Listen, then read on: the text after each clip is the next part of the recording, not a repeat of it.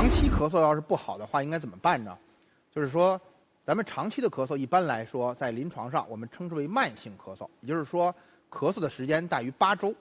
经过初步的检查，比方说查血常规、查胸片儿，没有发现明显的异常，然后呢也没有明确的诊断，通过常规的一些止咳、化痰、祛痰的药物治疗，没有明显的效果，这种我们称之为慢性咳嗽，也就是大家所说的长期的咳嗽。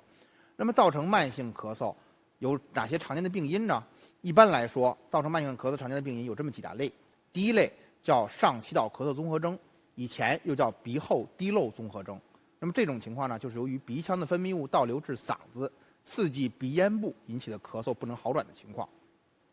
第二类呢，叫胃食管反流病引起的咳嗽，叫胃食管反流相关性咳嗽。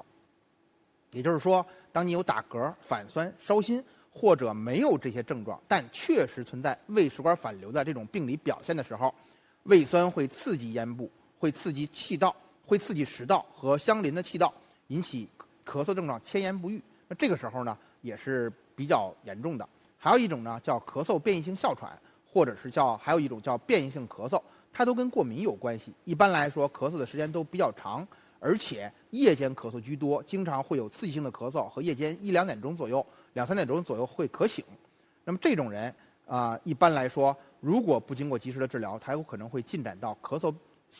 支气管哮喘的程度。那个时候呢，就是一个比较危急重的情况了。除此之外呢，还有其他的一些药物性咳嗽，还有其他的一些感染后的长期咳嗽的情况，都是需要注意的。所以，对于慢性咳嗽，或者说咱们讲长期的咳嗽不好的情况来说，一定要及早到医院进行完善的检查必要的时候呢，由医生来给你进行一些诊断性的治疗或者一些针对性的治疗，才能够把疾病更好的控制好。